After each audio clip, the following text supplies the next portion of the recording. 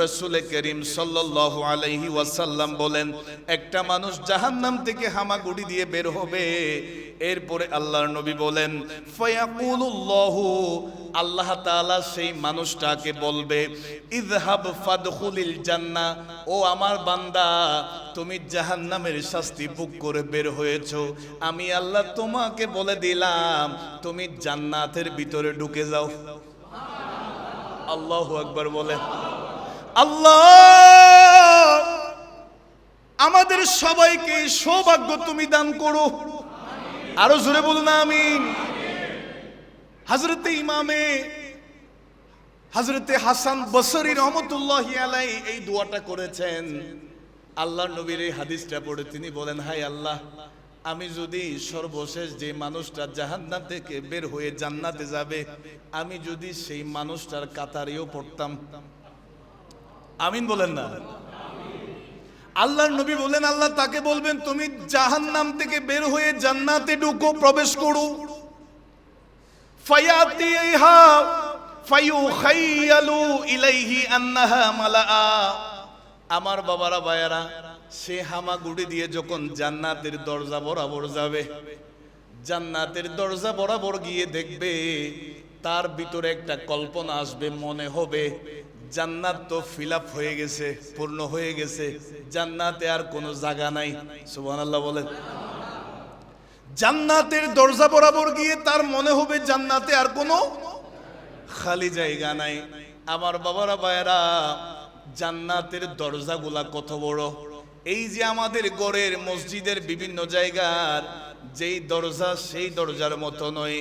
কিতাবের মধ্যে আছে, একটা দ্রুতগামী ঘোড়া 70 বছর ধরে যদি চলতে থাকে, যেই সমপরিমাণ রাস্তা সে চলেছে, যেই সমপরিমাণ রাস্তা সে গিয়েছে, সেই সমপরিমাণ বরাবর জান্নাতের এক একটা দরজার সমপরিমাণ হবে। জোরে বলেন, আরো জোরে বলেন। আবার জান্নাতের ভিতরে জান্নাতীরা যখন ঢুকবে, একজন আরেকজনের গায়ে লাগবে, এত বেশি ভিড় থাকবে, একজনের কাঁধে আরেকজনের কাঁধ লাগবে। আল্লাহু আকবার বলেন। ওই সর্বশেষ জান্নাতে প্রবেশকারী ব্যক্তির মনে হবে জান্নাতে আর কোনো খালি জায়গা নাই। ফায়ারজিউ ফায়াকুলু, সে ওখান থেকে ফিরে আসবে, আল্লাহ তাআলাকে বলবেন, ইয়া রব্বি ওয়াজাদতুহা মালা। আল্লাহ রে, জান্নাতের ভিতরে তো আর কোনো খালি জায়গা নাই। আল্লাহ, তুমি আমাকে জান্নাতে ঢুকতে বলেছো, জান্নাতে মনে হয় আর কোনো জায়গা নাই। ফায়াকুলু, আল্লাহ তাআলা তাকে আবারও বলবেন, ইযহাব ফাদখুলিল জান্নাহ, হে আমার বান্দা, তুমি জান্নাতের ভিতরে ঢুকো। আল্লাহর নবী বলেন, ফায়াতিহা ফায়ুখাইয়ালু ইলাইহি আন্নাহা মালা। সে যখন জান্নাতের ভিতরে যাবে, দরজার সামনে গিয়ে বলবে, মনে হবে জান্নাতে মনে হয় আর কোনো জায়গা নাই, ঢোকার সুযোগ নাই। আবারও সে ফিরে আসবে। আল্লাহর নবী বলেন, ফায়াকুলু ইয়া রব্বি ওয়াজাদতুহা মালা। সে আল্লাহর কাছে বলবে, ইয়া রব্বাল আলামিন, জান্নাতের ভিতরে মনে হয় আর কোনো জায়গা নাই, জান্নাতের মধ্যে কোনো খালি জায়গা নাই। ফায়াকুলু, আল্লাহ তাআলা বলবেন, ইযহাব ফাদখুলিল জান্নাহ, ও আমার বান্দা, তুমি জান্নাতের ভিতরে ঢুকো, জান্নাতের ভিতরে প্রবেশ করো। ফাইন্না লাকা মিসলাদ দুনিয়া ওয়া আশারাতা আমসালিহা। এই যে দুনিয়ার যেই সমপরিমাণ, আমার বাবারা ভাইয়েরা, এই দুনিয়াটা যতটুকু, আমার আল্লাহ বলেন তোমার জন্য 10টা দুনিয়ার সমপরিমাণ জান্নাতের জায়গা আমি আল্লাহ বরাদ্দ করে দিয়েছি। বলেন, আমি সেই ব্যক্তি সম্পর্কে জানি যে সর্বশেষ জাহান্নাম থেকে বের হবে। ওয়া আখিরু আহলিল জান্নাতি দুখুলান, যে কিনা সর্বশেষ জান্নাতের ভিতরে ঢুকবে। সুবহানাল্লাহ, সবাই বলুন। অর্থাৎ আমার নবী বলেন, জাহান্নামের শাস্তি ভোগ করার পরে যেই মানুষ সব শেষে জাহান্নাম থেকে বের হবে, আল্লাহর দয়ার মাধ্যমে সে সবার শেষে জান্নাতে ঢুকার সুযোগ পাবে। আমি সেই ব্যক্তি সম্পর্কে জানি। আমার নবীকে এই বিষয় জানিয়েছেন কি? আরো জোরে বলেন। আল্লাহ বলেন ওয়া আল্লামাকা মা লাম তাকুন তাআলাম, আমার নবীকে আমার আল্লাহ এমন কোন বিষয় বাদ রাখে নাই, সব কিছু আল্লাহ জানাই দিয়েছেন। কারণ আমার নবীর শিক্ষক হচ্ছেন, আরেকটু জোরে বলেন, নবীজি বলেন আনা বুইস্তু মুআল্লিমান, আমি পৃথিবীতে শিক্ষক হয়ে এসেছি। আর যারা বলে নবী জানে না, এদের ভিতরে কি ঈমান আছে?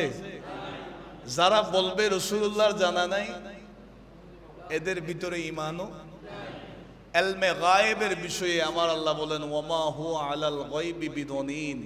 বলেন আল্লাহু আকবার। মনোযোগ। আল্লাহর নবী সরকারে দু আলম সাল্লাল্লাহু আলাইহি ওয়াসাল্লাম বলেন সবার শেষে যেই মানুষটা জাহান্নাম থেকে বের হবে, সবার শেষে যেই মানুষটা জান্নাতের ভিতরে ঢোকার সুযোগ পাবে, আমি রাসূলুল্লাহ সেই মানুষটা সম্পর্কে জানি। রাজুলুন ইয়াখরুজু মিনান নার কাবওয়ান, আল্লাহর নবী সরকারে দো আলম সাল্লাল্লাহু আলাইহি ওয়াসাল্লাম বলেন একটা মানুষ হামাগুড়ি নিয়ে, আমার বাবারা ভাইয়েরা, হেঁচড়ে হেঁচড়ে স্বাভাবিক চলতে পারবে না, এত বেশি দুর্বল হয়ে গেছে, এত বেশি দুর্বল হয়ে গেল। আল্লাহর নবী বলেন আমি একটা মানুষকে হামাগুড়ি দিয়ে জাহান্নাম থেকে বের হতে দেখলাম। রাসূল করিম সাল্লাল্লাহু আলাইহি ওয়াসাল্লাম বলেন একটা মানুষ জাহান্নাম থেকে হামাগুড়ি দিয়ে বের হবে। এরপরে আল্লাহর নবী বলেন ফায়াকুলুল্লাহু, আল্লাহ তাআলা সেই মানুষটাকে বলবে ইযহাব ফাদখুলিল জান্নাহ, ও আমার বান্দা তুমি জাহান্নামের শাস্তি ভোগ করে বের হয়েছো, আমি আল্লাহ তোমাকে বলে দিলাম তুমি জান্নাতের ভিতরে ঢুকে যাও। আল্লাহু আকবার বলেন। আল্লাহ আমাদের সবাইকে সৌভাগ্য তুমি দান করো, আরো জোরে বলুন আমিন। হযরতে ইমামে হযরতে হাসান বসরি রহমতুল্লাহি আলাইহি এই দোয়াটা করেছেন। আল্লাহর নবীর এই হাদিসটা পড়ে তিনি বলেন হায় আল্লাহ, আমি যদি সর্বশেষ যে মানুষটা জাহান্নাম থেকে বের হয়ে জান্নাতে যাবে, আমি যদি সেই মানুষটার কাতারেও পড়তাম। আমিন বলেন না। আল্লাহর নবী বলেন আল্লাহ তাকে বলবেন তুমি জাহান্নাম থেকে বের হয়ে জান্নাতে ঢুকো, প্রবেশ করো। ফায়াতিহা ফায়ুখাইয়ালু ইলাইহি আন্নাহা মালাআ, আমার বাবারা ভাইয়ারা, সে হামাগুড়ি দিয়ে যখন জান্নাতের দরজা বরাবর যাবে, জান্নাতের দরজা বরাবর গিয়ে দেখবে তার ভিতরে একটা কল্পনা আসবে, মনে হবে জান্নাত তো ফিল আপ হয়ে গেছে, পূর্ণ হয়ে গেছে, জান্নাতে আর কোনো জায়গা নাই। সুবহানাল্লাহ বলেন। জান্নাতের দরজা বরাবর গিয়ে তার মনে হবে জান্নাতে আর কোনো খালি জায়গা নাই। আমার বাবারা ভাইয়েরা, জান্নাতের দরজাগুলা কত বড়! এই যে আমাদের ঘরের মসজিদের বিভিন্ন জায়গার যেই দরজা সেই দরজার মতো নয়।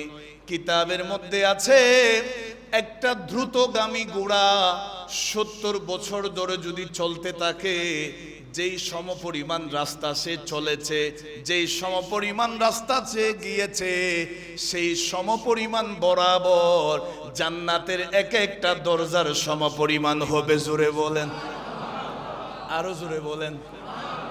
আবার জান্নাতের ভিতরে জান্নাতীরা যখন ঢুকবে, একজন আরেকজনের গায়ে লাগবে, এত বেশি ভিড় থাকবে, একজনের কাঁধে আরেকজনের কাঁধ লাগবে। আল্লাহু আকবার বলেন। ওই সর্বশেষ জান্নাতে প্রবেশকারী ব্যক্তির মনে হবে জান্নাতে আর কোনো খালি জায়গা নাই। ফায়ারজিউ ফায়াকুলু, সে ওখান থেকে ফিরে আসবে, আল্লাহ তাআলাকে বলবেন ইয়া রব্বি ওয়াজাদতুহা মালা, আল্লাহ রে জান্নাতের ভিতরে তো আর কোনো খালি জায়গা নাই, আল্লাহ তুমি আমাকে জান্নাতে ঢুকতে বলেছো, জান্নাতে মনে হয় আর কোনো জায়গা নাই।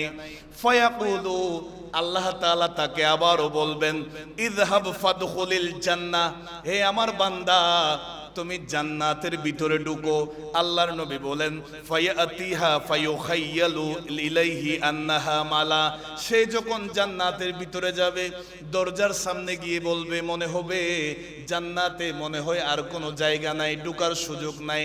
আবারও সে ফিরে আসবে। আল্লাহর নবী বলেন ফায়াকুলু ইয়া রব্বি ওয়াজাদতুহা মালা। সে আল্লাহর কাছে বলবে, ইয়া রব্বাল আলামিন, জান্নাতের ভিতরে মনে হয় আর কোনো জায়গা নাই, জান্নাতের মধ্যে কোনো খালি জায়গা নাই। ফায়াকুলু, আল্লাহ তাআলা বলবেন, ইযহাব ফাদখুলিল জান্নাহ। ও আমার বান্দা, তুমি জান্নাতের ভিতরে ঢুকো, জান্নাতের ভিতরে প্রবেশ করো। ফাইন্না লাকা মিসলাদ দুনিয়া ওয়া আশারাতা আমসালিহা। এই যে দুনিয়ার যেই সমপরিমাণ, আমার বাবারা ভাইয়েরা, এই দুনিয়াটা যতটুকু, আমার আল্লাহ বলেন তোমার জন্য 10টা দুনিয়ার সমপরিমাণ জান্নাতের জায়গা আমি আল্লাহ বরাদ্দ করে দিয়েছি। আমার নবী বলেন জান্নাতে সর্বশেষ যে মানুষটা অনেক কষ্ট ত্যাগ স্বীকারের পর জান্নাতি হিসাবে কবুল হবে, জাহান্নামের শাস্তি ভোগ করবে, এরপরে জাহান্নাম থেকে বের হয়ে আল্লাহ দয়া করবেন, জান্নাতে যাবেন, সেই মানুষটার জন্য দুনিয়ার সমপরিমাণ 10টা দুনিয়ার সমপরিমাণ তোমার জন্য আমি জান্নাতে বরাদ্দ করে দিচ্ছি। আল্লাহ আমাদেরকে কবুল করুন। আর একটু জোরে বলেন মনোযোগ। এই যে আমরা জান্নাতের আলোচনা শুনছি, জান্নাতের আলোচনা প্রায় সময় শুনি, এই জান্নাতটা কোথায়? কোরআন এবং হাদিসের আলোকে তো আল্লাহ তাআলা যে 8টা জান্নাত বানিয়েছেন আমরা জানি। এই জান্নাতের বিষয়ে কোরআনুল কারীমের সূরা নজমের 14 নম্বর আয়াতে আল্লাহ বলেন, ইনদা সিদরাতিল মুনতাহা। সিদরাতুল মুনতাহার নিকটে, ইনদাহা জান্নাতুল মাওয়া। আল্লাহ বলেন সেটার নিকট রয়েছে জান্নাতুল মাওয়া। আর একটু জোরে বলেন, মনোযোগ দিয়ে খেয়াল করবেন। হযরতে খাজা গরিব নওয়াজ রাদিয়াল্লাহু তাআলা, তিনার পীর সাহেব হচ্ছেন হযরতে খাজা উসমান হারুনি। গরিব নওয়াজ রহমাতুল্লাহ আলাইহির পীর সাহেব খাজা উসমান হারুনি। আবার খাজা উসমান হারুনির পীর সাহেব হযরতে শাহ শরীফ জিন্দানি রহমাতুল্লাহ আলাইহি, জিনার মাজারে পাক আমাদের বাংলাদেশের সিরাজগঞ্জে। জুড়ে বলি না সুবহানাল্লাহ, বলি আল্লাহু আকবার। খাজা বাবার দাদা পীর হচ্ছে হযরতে শাহ শরীফ জিন্দানি, তিনার মাজার আমাদের বাংলাদেশে। হযরতে খাজা গরিব নওয়াজ রহমাতুল্লাহ আলাইহি পীর সাহেবের কাছে আসেন, খাজা উসমান হারুনির কাছে। ইশারের নামাজের পরে খাজা উসমান হারুনি রহমাতুল্লাহ আলাইহি সবার উদ্দেশ্যে বলছেন যে আজকে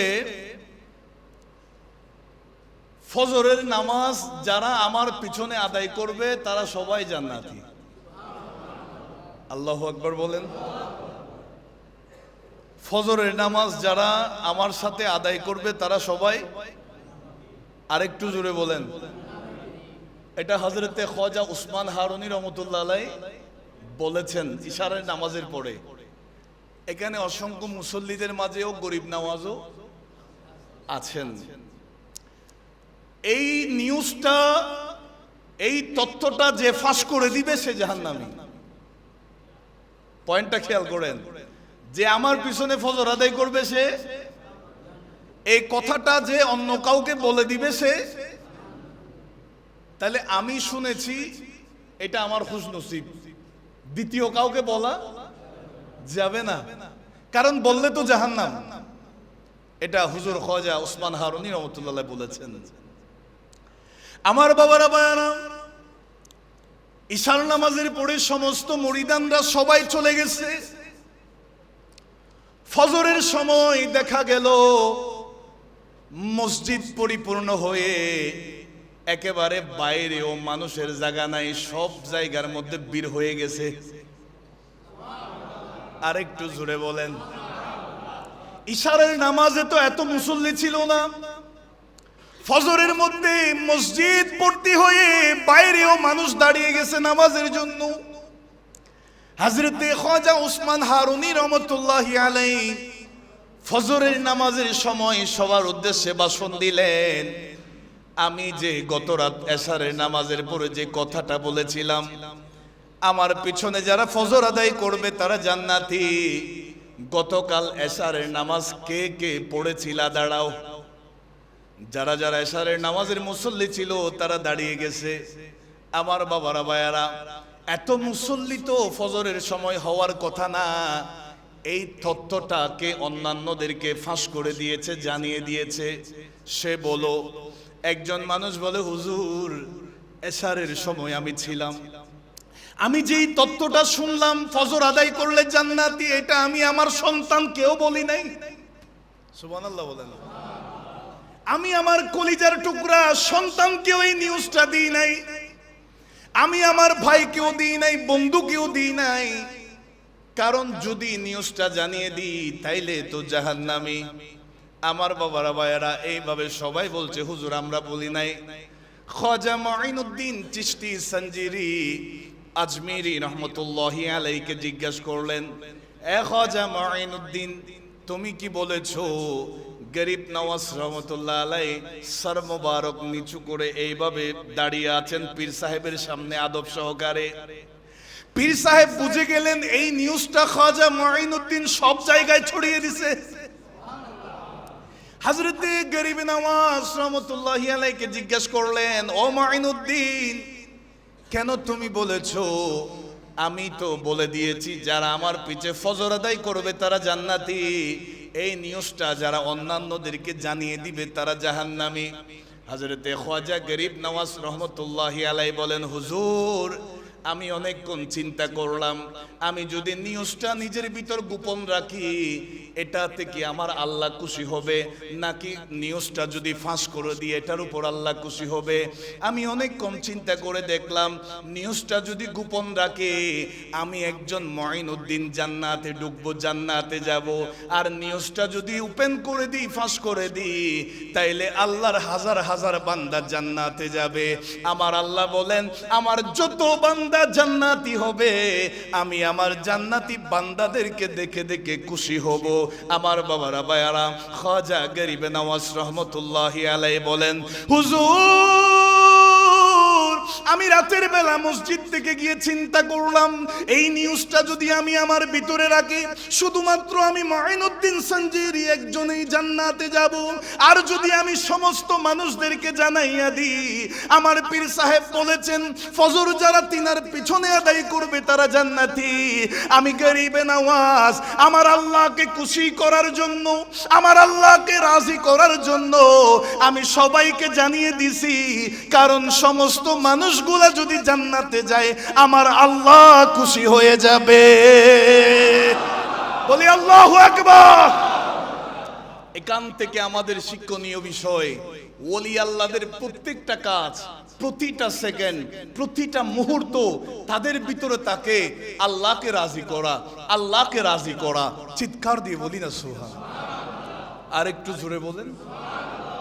হযরতে খাজা উসমান হারুনী রহমতুল্লাহ আলাইহি বলেন, আমি তো পরীক্ষা করলাম, আমি চিন্তা করলাম আমার ইমামত, আমার খেলাফতের দায়িত্ব নেওয়ার জন্য কে উপযোগী? হুজুর খাজা গরিব নওয়াজ রহমতুল্লাহি আলাইহিকে খলিফা হিসাবে খেলাফতের দায়িত্ব দিয়ে দিয়েছেন। বলি আল্লাহু আকবার। আল্লাহ পাক আমাদের সকলকে জান্নাতি হিসাবে কবুল করুন। আর একটু জোরে বলেন। মনোযোগ দিয়ে খেয়াল করবেন, এই যে জান্নাতের আলোচনা আমরা শুনলাম, গরিব নওয়াজ আমাদেরকে শিক্ষা দিয়েছেন